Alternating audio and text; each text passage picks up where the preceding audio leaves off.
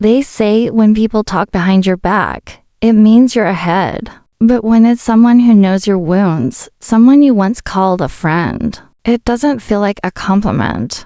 It feels like betrayal wearing a familiar perfume. I met Melissa during college orientation. She had the kind of charisma that filled a room. Everyone noticed her. I just happened to be the first to say hello. We clicked, the way you do when you're both lost in a new city, searching for a sense of belonging. We became inseparable.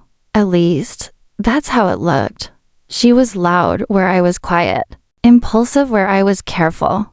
She chased affection like it was a trophy, while I just wanted something calm, something that felt like home. And maybe that's why, when I fell in love, it hit differently. Not fireworks, not butterflies, just warmth. Steady, safe. His name was Daniel. He wasn't flashy, not the kind of guy you notice right away, but he listened. He remembered small things, like the way I hated tea but loved the smell of it. Melissa wasn't impressed. She said he was too beige. She said I needed someone who would light a fire in me, not rock me to sleep. I didn't argue. I never argued with her. It was easier to swallow my feelings than to spark her temper. She had a way of turning every disagreement into a performance, and I was always the quiet one, the soft girl, as she liked to say. That nickname spread faster than my own name. But then, something shifted. Daniel and I started to grow. Closer, he made me feel seen in a way no one else did. For once, I wasn't just Melissa's sidekick. I was someone's first choice. And that's when the comments started. She's so needy. I heard her say at a party, loud enough for the room to turn. She clings to any guy who gives her attention. She's just desperate to be loved. She needs therapy, not a boyfriend. Each time, she smiled like it was a joke. But the laughter stuck to me like grease. Daniel heard it too. He asked if I was okay. I lied. I said it didn't matter. I told myself if I ignored it, it would stop. But rumors are like seeds, planted in whispers, watered by repetition. And soon, they bloom where you can't control them. People began looking at me differently, with pity, or judgment, or something in between. I felt myself shrinking in every room. Suddenly, I was that girl, the one who loved too hard, wanted too much, gave too easily. Melissa painted a version of me I barely recognized, and the world bought it. The worst part, I stayed at her side. I laughed when she wanted me to. I posed for pictures I didn't want to be in, because I was afraid of being alone. Because somewhere, deep down, I believed she might be right. I began questioning everything. My relationship, my worth, the way I loved. And that's when Daniel left. No big fight. No final straw. Just a slow withdrawal.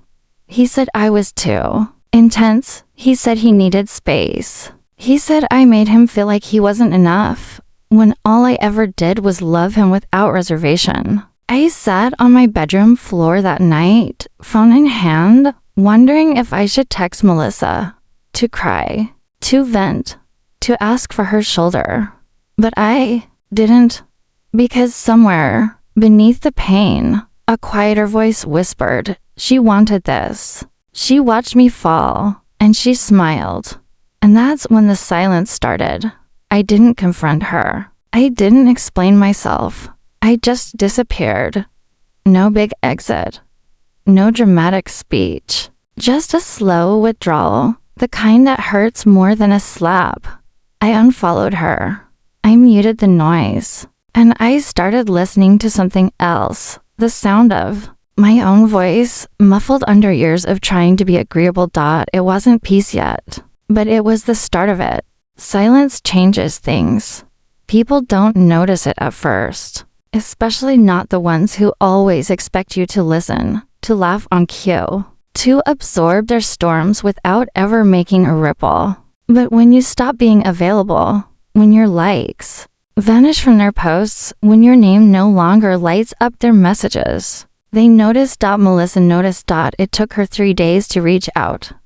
Hey, haven't heard from you. She texted. No punctuation, no emojis, her usual tactic to keep things casual, unreadable. I stared at it for a while. 3 days ago, that message would have sent me running.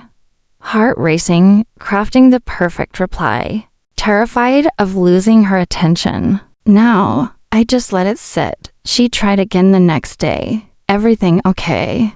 I wanted to laugh. Everything okay? After years of cutting remarks, masked as jokes. After watching her smile through my heartbreaks like they were entertainment, I typed and deleted at least 5 replies, each one angrier than the last. But I didn't send any, because I realized I owed her nothing. Not my explanation, not my pain, not even my anger. So I didn't reply. And that silence, that invisible wall between us, it screamed louder than any confrontation ever could. What followed was a strange calm. Not peace. Not yet, but something like it. I stopped checking my phone every 5 minutes. I ate dinner without background noise. I walked without pretending to be in a rush. It felt empty at first, like I had carved out something big and left a hollow behind. But in that space, something new began to grow. I started journaling. Not those aesthetic, curated pages you see online, but real, messy, unfiltered scribbles. Rage, sadness, confusion, clarity. Some days I filled 6 pages. Some days, just 1 word. Enough. I started going to a small cafe 2 blocks from my apartment, alone.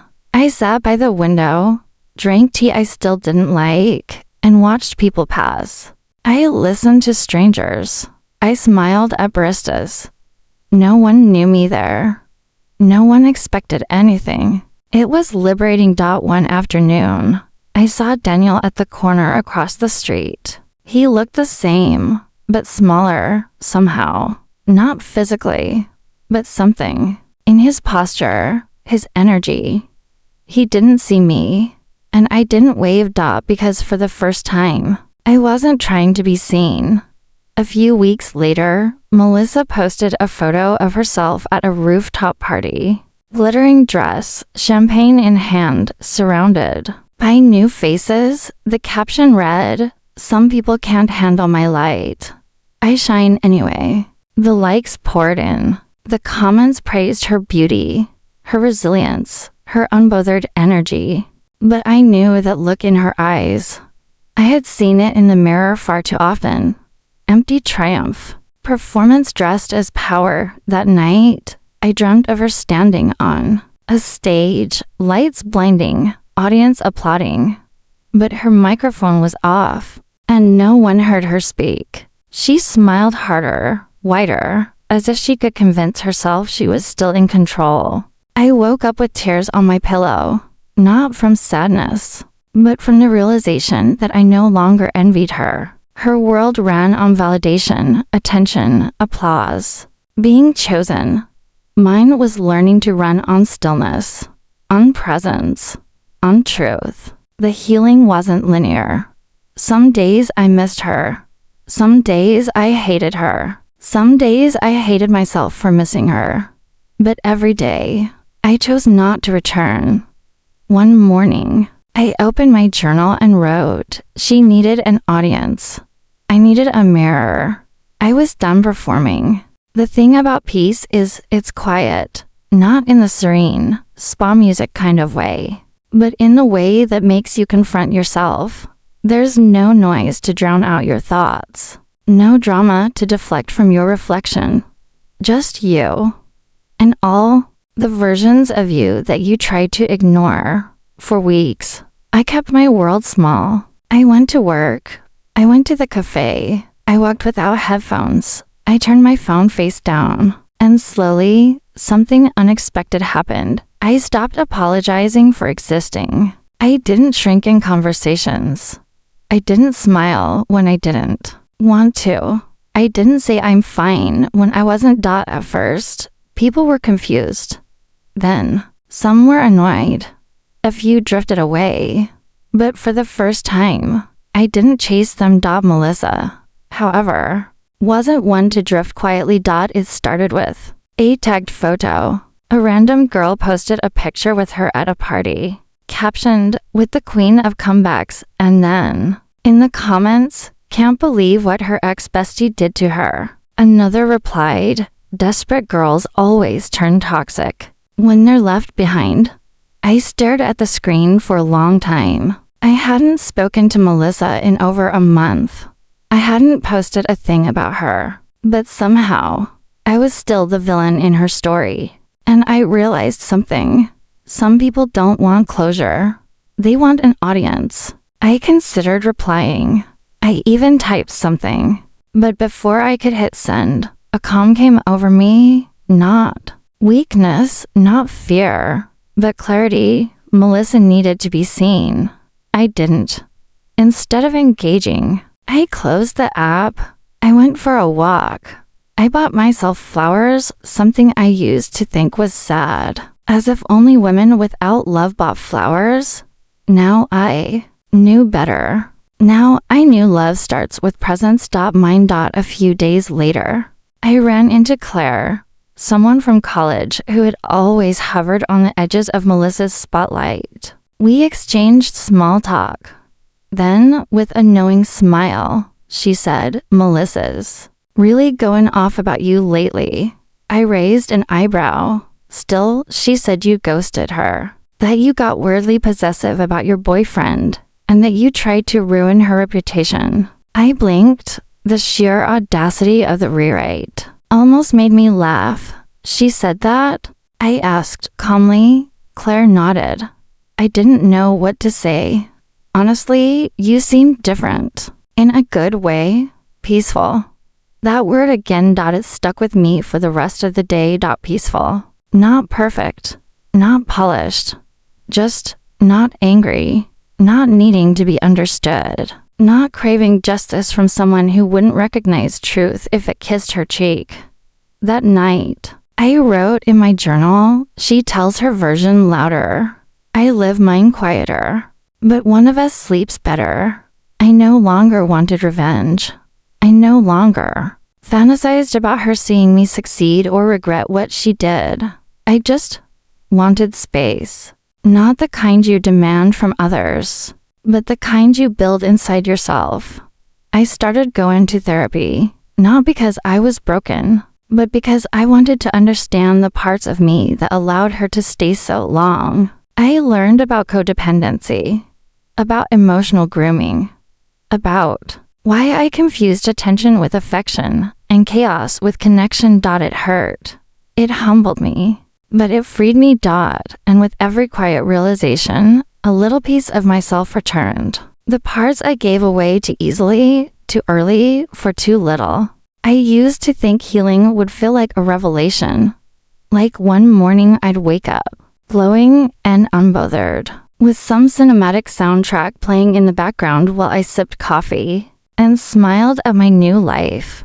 But healing, real healing, is boring. It's brushing your teeth on a day you don't want to get out of bed. It's choosing not to check their page even when curiosity itches your fingers. It's going to sleep without closure. It's saying no without a reason, and not explaining yourself afterward. One Saturday morning, I found a box in my closet, one I hadn't opened in over a year. Inside were old letters, photos, trinkets from college nights. Melissa's handwriting stared back at me from a birthday card. "Don't ever change," it said. How ironic. I sat on the floor for over an hour, holding that card, my fingers tracing the ink. I didn't cry. I didn't smile. I just breathed. Then I folded the card and placed it back in the box. I didn't burn it. I didn't throw it out, because pretending it never happened wasn't healing either. Melissa was a chapter, Loud, chaotic, unforgettable. But a chapter nonetheless, not the whole story. Around that time, I started volunteering at a local community center, teaching creative writing workshops for teenage girls. It wasn't glamorous. No one posted about it. But it grounded me. One of the girls, Sam, reminded me of myself at 16. Sharp, guarded, always watching. One day, she stayed after class and asked, "Why do you do this? You could be anywhere." I smiled, because no one ever told me my voice mattered. "I want to make sure someone hears yours." She didn't reply. But the next week, she brought a full notebook, pages of raw, unfiltered truth. It moved me more than any apology Melissa could have ever offered. Meanwhile, the rumors kept circulating. Someone told me Melissa had started dating Daniel, my ex. I didn't react, not out of numbness, but because it no longer mattered. They could spin the story however they wanted. I was done performing. And that, I realized, was the most dangerous kind of peace. Not passive, not polite, but sovereign. A few weeks later, I was invited to a friend's gallery opening, a small, indie space filled with imperfect art and even more imperfect people. I wore black slacks, no makeup, and an old denim jacket I used to think made me look invisible. Now, it made me feel honest. Halfway through the evening, I heard someone call my name. Melissa. She stood near the back, drink in hand, hair perfectly curled, lips painted to perfection. But her eyes held something new. Recognition. Maybe even regret. We locked eyes for a moment. She started walking toward me. My heart didn't race. My hands didn't tremble. When she reached me, there was a pause, a silence, a breath. "Hey," she said. I smiled. "Hi." That was it. She waited, like I owed her something, a confrontation, a question, a breakdown. But I didn't offer any, because peace isn't always loud. Sometimes, it's just walking away. So I turned, and I walked, and I didn't look back. The days blurred together, but something had shifted beneath the surface, subtle, quiet, like roots growing deep while no one was watching. I found myself waking up without the heavy weight of expectation pressing down on my chest. The mornings were no longer battles between hope and fear. They became moments of possibility. Work no longer felt like a stage where I had to perform, but a space to contribute and learn. I reconnected with old passions, writing, painting, small things I'd shelved when the noise got too loud. One afternoon, while browsing a small bookstore, I bumped into Mark, an old friend from college. His smile was warm, unassuming, and genuine. We talked for hours about everything and nothing. No judgment, no history. Just two people finding connection in the quiet. That night, I sat with my journal and wrote, maybe peace isn't about erasing the past, but making room for the future.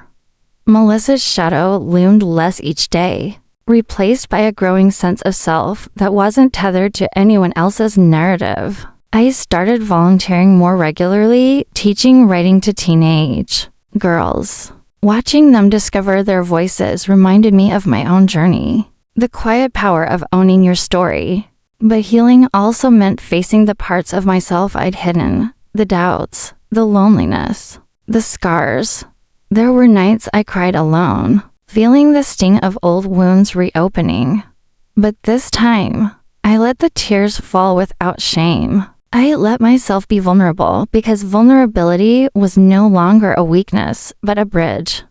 One day, Melissa sent me a message. "Can we talk?" I stared at the screen, my heart pulsing with a mix of old pain and new strength. I didn't reply immediately. Instead, I took a deep breath and typed, "I'm here when you're ready to listen, not to argue, but to understand." That message marked the beginning of something neither of us expected, not a fairy tale ending, but a fragile, honest truce.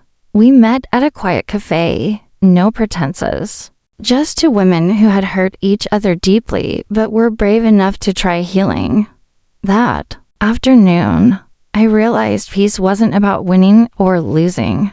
It was about choosing yourself, over and over, even when the world wants you to pick sides. Because sometimes, the loudest battles are the ones fought in silence. It's strange how endings are never really endings. That quiet truce with Melissa was more than I expected.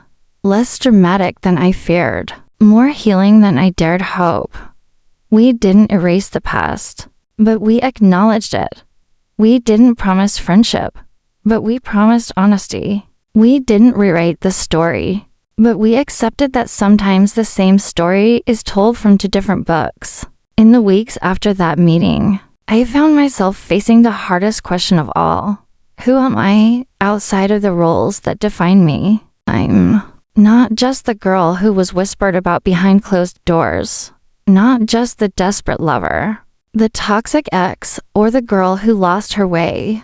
I'm the woman who found her own voice in the silence. Who rebuilt herself from fragments she once thought were broken beyond repair. Every morning, I wake up and look in the mirror, and instead of searching for flaws, I search for strength. I see the woman who's been through the fire, who's carried scars but wears them like badges of honor. Not because I'm proud of the pain, but because it taught me how to endure. The community center where I volunteer feels like home now. The teenage girls who once reminded me of myself have become reminders of what's possible.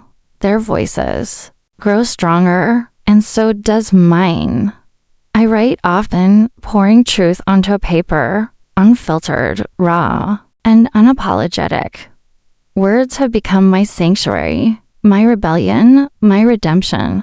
Sometimes, I still catch myself glancing at social media, curious about what Melissa's doing.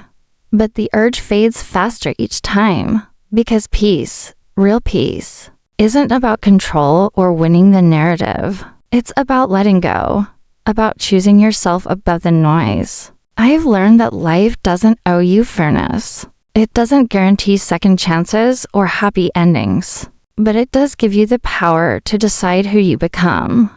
And I choose to be whole, not perfect, not unbreakable, just hold on after every heartbreak. I lost a piece of myself, but now I've found my whole.